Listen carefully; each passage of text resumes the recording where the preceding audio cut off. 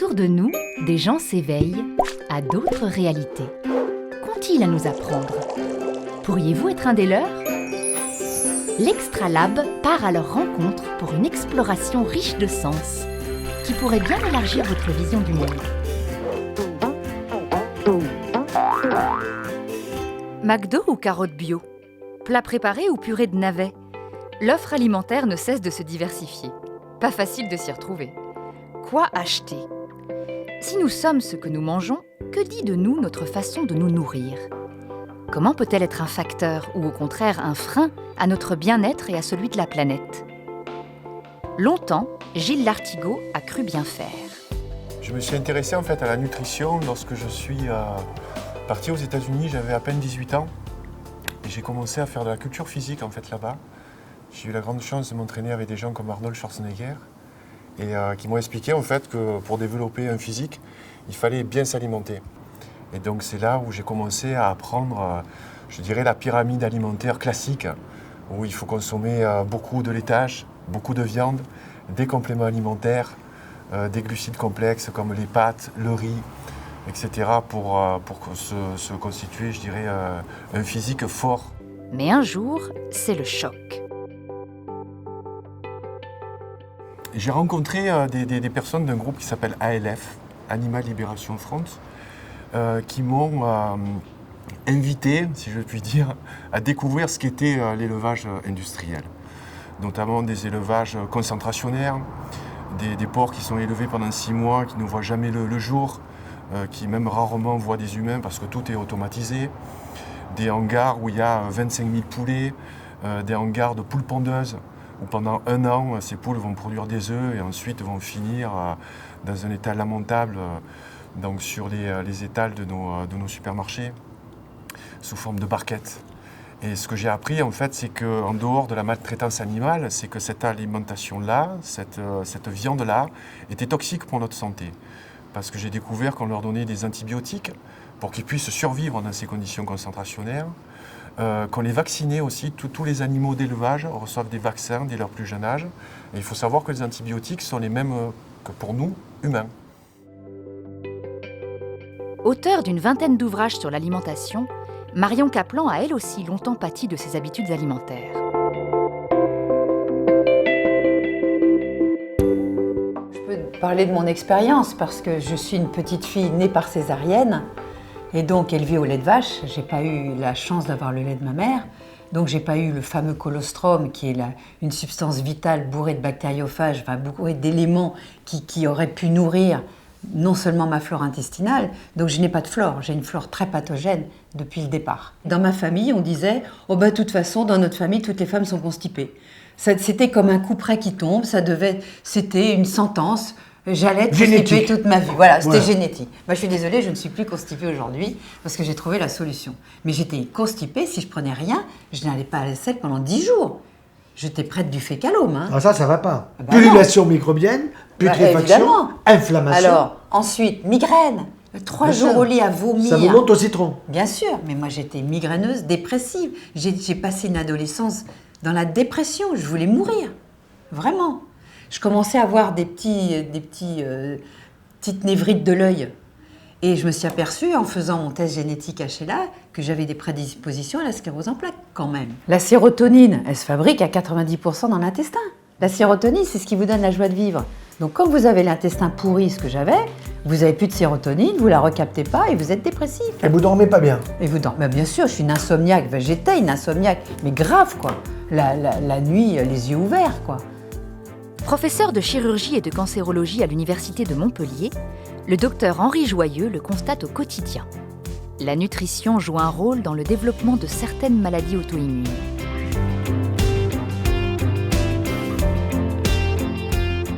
Je crois que le grand public est en train de prendre conscience qu'il y a une relation directe entre ce qu'il mange, ce qu'il met dans son palais des saveurs et son état de santé.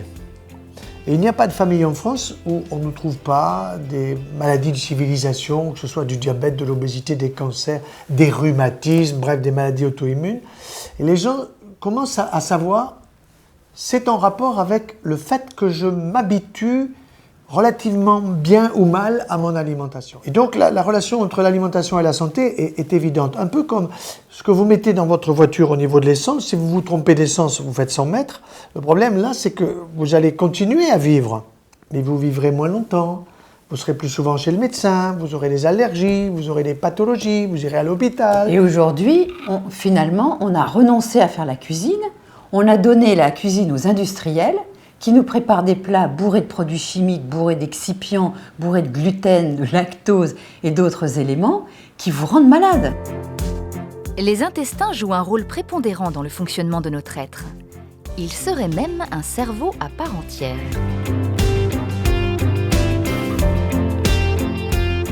Pour moi, l'intestin, c'est le premier cerveau, parce que c'est lui qui a été nourri dès le départ.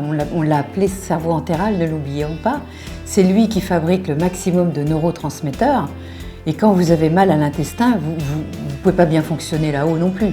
Il y a un tuyau, le système neurovégétatif, qui relie les deux et qui permet d'atténuer quand même les messages. Mais l'intestin est intelligent.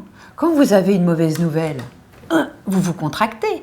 Vous contractez du bide. C'est dans le bide que vous ressentez les émotions. C'est pas là. Là, il y a des pensées qui circulent. Mais finalement, si vous regardez bien, quand vous avez une émotion, elle est dans votre ventre, dans vos tripes.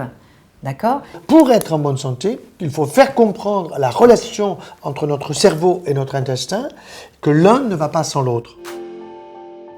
Si chaque organisme est différent, si nous avons tous des besoins spécifiques, il semble que la surconsommation d'aliments vidés de leur substance originelle puisse nuire à notre santé physique et émotionnelle. Un des gros problèmes aussi aujourd'hui, c'est que les gens mangent beaucoup trop de céréales et beaucoup trop de blé et donc de gluten. Le gluten pose des problèmes aujourd'hui parce que le blé d'aujourd'hui n'a plus rien à voir avec les blés anciens. Il a été hybridé, il contient 40 fois plus de gluten que les blés d'avant et donc il fait monter la glycémie, vous savez ce qui fait travailler votre pancréas avec l'insuline. Et vous avez des centaines de millions de diabétiques dans les pays occidentaux parce qu'on mange trop de gluten et trop de mauvais blé. Le blé d'aujourd'hui, si vous regardez un champ de blé, il vous arrive aux genoux. Autrefois, quand nous étions enfants, on se cachait dans un champ de blé. Oui. Pourquoi ? Parce que le champ de blé, il nous arrivait aux épaules. Qu'est-ce qu'ils ont fait ? Les grands ingénieurs agro, ils ont dit le paysan, il comprend que dalle parce que c'est un paysan. Donc nous, on est des ingénieurs costume 3 pièces, on va vous expliquer ce qui se passe. La tige du grain de blé, la tige du blé est trop haute parce que s'il y a un coup de vent, il se plie. Donc, on va donner un anti-facteur de croissance pour raccourcir. Mais quand vous raccourcissez tout simplement la tige du blé, vous modifiez génétiquement, c'est ce qu'a dit Marion, le grain. Donc, vous ajoutez des chromosomes. Et quand vous avez le pain d'aujourd'hui dans le palais des saveurs, vous avez de la gluten, c'est quoi ? De la colle. Vous mastiquez 2 fois, 3 fois, ça n'a pas bon goût, vous avalez. Ça arrive au niveau de l'intestin, d'abord de l'estomac. L'estomac, il dit, oh, trop compliqué pour moi, dégage. Ça arrive à l'intestin, lui, s'enflamme, et là, nos cellules intestinales, je vous rappelle que nous les refaisons tous les 4 jours. Voilà une cellule intestinale. En voilà une autre, elles sont collées l'une à l'autre par ce qu'on appelle des jonctions serrées. Et quand il y a de l'inflammation, parce que le gluten arrive de Monsanto, qui vaut que dalle et qu'il faut laisser aux Américains, eh bien, qu'est-ce qui se passe ? Eh bien, tout simplement, la jonction serrée se desserre. Et se desserrant, vous avez des mauvaises molécules qui passent. Le calcium en excès. 4 fois trop de calcium dans un yaya ou dans un fromage de vache. Qu'est-ce qui se passe ? Il passe. Alors, je vais vous faire la relation entre le calcium qui arrive sur votre fémur. Il salue le fémur. Salut fémur, comment vas-tu ? Le fémur lui dit, qu'est-ce que tu viens faire toi ? Je suis calcium, je viens de consolider mon ami, tu es de l'os, tu es du calcium. L'autre lui répond, je suis un squelette qui bouge, je n'ai pas besoin de toi, dégage. Et où je vais ? Là où tu voudras. Où il va ? Sur le cartilage articulaire, coxarthrose, gonarthrose, dans les seins, microcalcification, inflammation, cancer, prostate, microcalcification, inflammation, cancer. Tendons, muscles, fibromyalgie, toutes les maladies auto-immunes. Le calcium en trop passe par des canaux qui vont bousiller nos neurones. Et en bousillant nos neurones, il crée ce qu'on appelle des protéines inflammatoires qui fait que l'influx nerveux ne fonctionne plus. Et donc, On perd la mémoire, on ne sait plus où est la porte, la fenêtre, le petit voisin, le petit-fils, etc. Alzheimer et Parkinson, soit c'est le Parkinson, soit c'est l'Alzheimer. Donc tout ça, c'est évitable. Nous mangeons trop sucré, nous avons besoin d'une petite quantité. Il faudrait complètement réinverser la balance.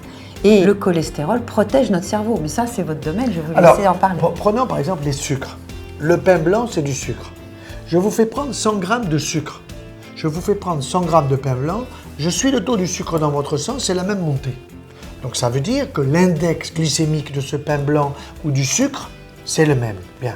Donc il faut faire attention à une chose, c'est que le sucre, quand nous en prenons en trop, qu'est-ce que nous en faisons? Il y en a qui vous disent, on élimine ce qui est en trop. Pas du tout. Si vous éliminez du sucre dans vos urines, c'est que vous êtes diabétique et que vous avez abîmé vos reins, lesquels sont destinés justement à ne pas filtrer le sucre, parce que le sucre est important pour notre cerveau. Mais nous en consommons trop. Lesquels? Pain blanc, je l'ai dit. Lactose. Quand vous entendez lactose, vous entendez le mot lait. Le lactose, c'est le sucre du lait. Donc dans votre lait, vous ajoutez du sucre. Sur votre yaya, vous faites une petite montagne de sucre. Ça veut dire que le yaourt, moi je dis que je le prescris seulement la veille du départ dans l'au-delà. Une petite portion de chèvre ou de brebis, ça suffit largement. En plus, comme ça a du goût, la satiété vient, et quand vous avez eu la satiété, vous vous arrêtez, vous êtes tout content, et vous ajoutez un petit ballon de rouge. Excellent pour la santé. Alors on fait quoi? On se rebelle contre le système? Ou l'on commence à agir chacun à son niveau? Très souvent, ce n'est pas une question de budget, c'est une question de temps. On n'a plus le temps. Et on n'a plus le temps de faire les choses importantes. Le temps, en fait, c'est un bien précieux que nous a volé, en fait, la société moderne. On sent ce dont notre corps a besoin. Mais pour retrouver cet instinct, il faut qu'on le débarrasse de toutes les toxines. Parce qu'aujourd'hui, on mange plus par goût, parce que c'est bon au goût, plutôt que c'est bon pour notre corps.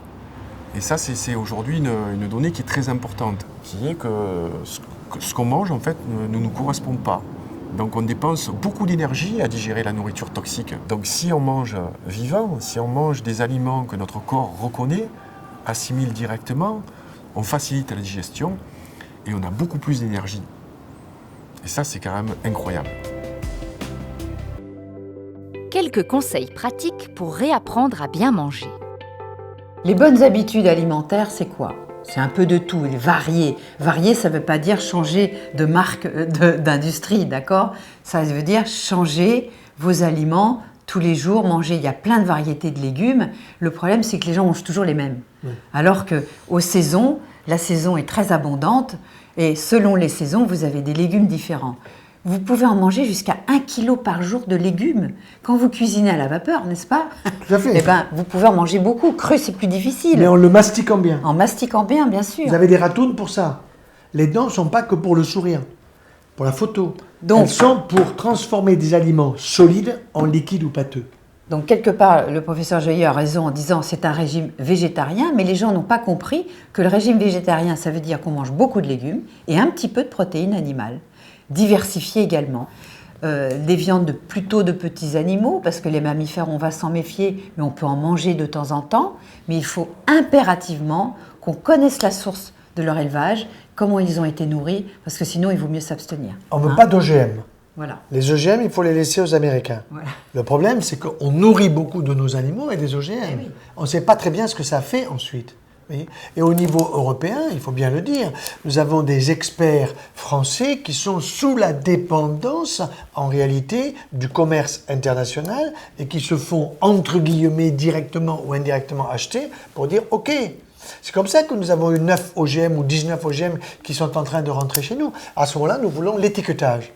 Ça veut dire, je veux savoir si cette viande que je consomme, si ce fromage que je vais consommer, si cette tomate que je vais consommer, elle est OGM ou elle ne l'est pas. Pour les graisses, effectivement, il faut aller vers des graisses végétales.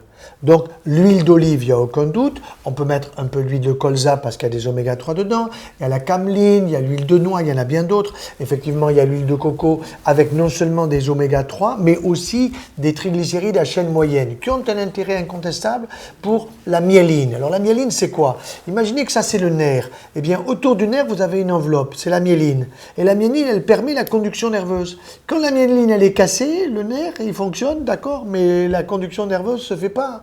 Bien mastiquer le végétal, vous inquiétez pas, vous allez faire votre flore digestive en variant vos végétaux, des fruits, des légumes, des légumineuses. Pas bien compliqué. Mais frais, de qualité et bio si possible. Mâcher. Bien mastiqué, bien sûr.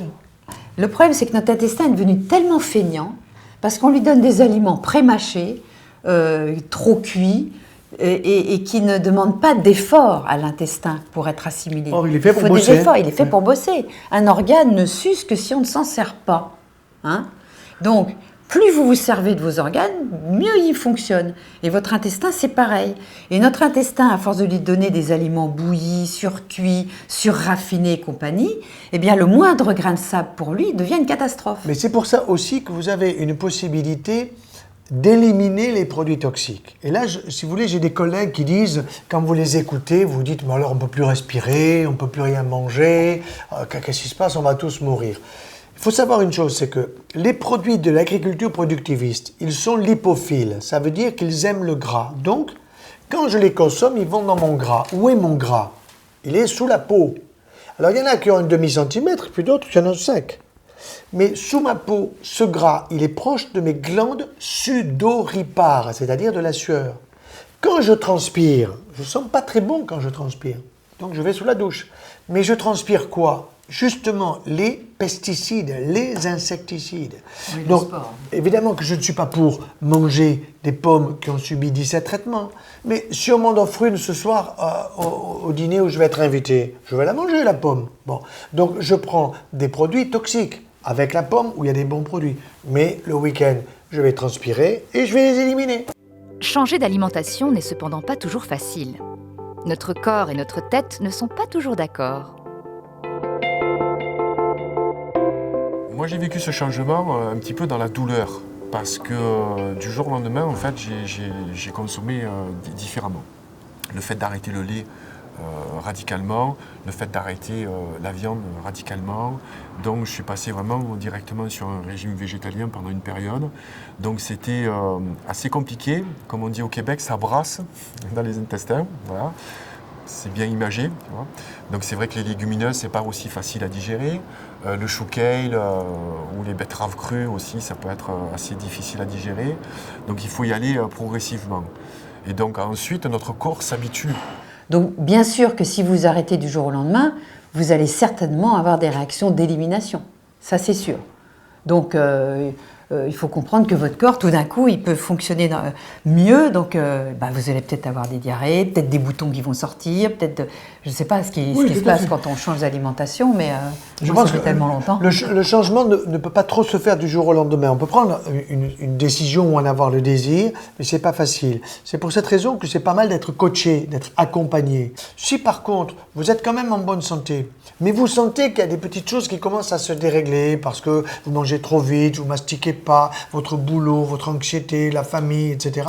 À ce moment-là, vous prenez conscience et vous observez votre assiette. Vous dites, mais qu'est-ce que je mange là? Vous avez quelqu'un qui va vous dire, docteur, est-ce que le fruit, il faut le prendre au début du repas ou à la fin du repas? Bon, mais vous le prenez quand ça vous va bien. Il y en a qui le préfèrent au début du repas, et puis il y en a d'autres qui le préfèrent à la fin. Donc, il ne faut pas forcer les gens là-dessus, parce que l'estomac de Marion n'est pas le mien. Voilà. Son intestin n'est pas le mien. Voilà. Tous ces éléments-là sont à tenir compte. Il n'y a pas une règle pour tout le monde. Pendant la période de détox, on peut même être fatigué. Oui, ça fait partie du processus. C'est un processus de guérison. À chacun, dès lors, de retrouver son instinct alimentaire et de progresser à son rythme, en conscience, vers une meilleure écologie personnelle. Si vous voulez, l'écologie d'aujourd'hui, la bonne écologie, ce n'est pas une écologie politique, ça ne vaut que dalle, c'est une écologie au contact de la nature. il y a un retour à la nature. Alors pour l'instant, c'est un retour à la nature environnementale et est en train d'arriver le retour à ma nature, c'est-à-dire à la nature de l'homme, à la nature de la femme. À quoi servent mes muscles? À quoi sert mon foie? À quoi servent mes yeux? À quoi servent... Vous voyez, ça c'est très important. Ça c'est un peu second dans l'arrivée, mais il y a une prise de conscience qui est en train de venir. C'est ce que j'ai appelé l'écologie humaine. Le fait de changer son mode alimentaire, on commence à faire une résilience, c'est-à-dire à avoir de l'autonomie. Aujourd'hui, on a peur. On a peur de quoi? Souvent, on a peur de la maladie. Lorsqu'on comprend que cette alimentation peut nous prévenir de la maladie et peut aussi nous guérir de certaines maladies, on n'a plus peur. Donc, on est un peu plus autonome. Ensuite, il est vrai que dans la plupart des cas, on a des changements au niveau de notre perception, même des ouvertures spirituelles qui s'offrent à nous. Sans jamais perdre de vue la notion de plaisir. Il ne faut pas que l'alimentation crée une frustration. J'ai la chance de collaborer avec certains grands sportifs et qui font des régimes, j'aime pas employer ce mot, mais bon, ils ont des protocoles quand même qui sont assez précis. Et je leur dis, il faut que vous gardiez un jour par semaine, un jour off. Voilà. Pendant ce jour off, vous allez vous faire plaisir. Parce qu'il faut garder justement ce contact avec l'alimentation plaisir, même si c'est des aliments qui ne sont pas très bons pour notre corps, il faut quand même tout relativiser. Il ne faut pas que ça crée de frustration. Et il faut aussi apprendre à cuisiner santé et à prendre plaisir de manger justement ce qu'on a cuisiné. Mais ça n'interdit pas les petits écarts. D'ailleurs, j'en fais de plus en plus, donc il faudrait que je me calme un petit peu. Mais c'est vrai qu'en France, on a quand même la grande chance d'avoir un patrimoine culinaire qui est exceptionnel. Donc il faut préserver aussi les vrais restaurants avec des vrais restaurateurs. Pas des restaurants qui ont uniquement des fours à micro-ondes, tu vois, et qui font réchauffer leur ossobuco en trempant le sac plastique dans une casserole d'eau bouillante, par exemple. Si, ça se fait.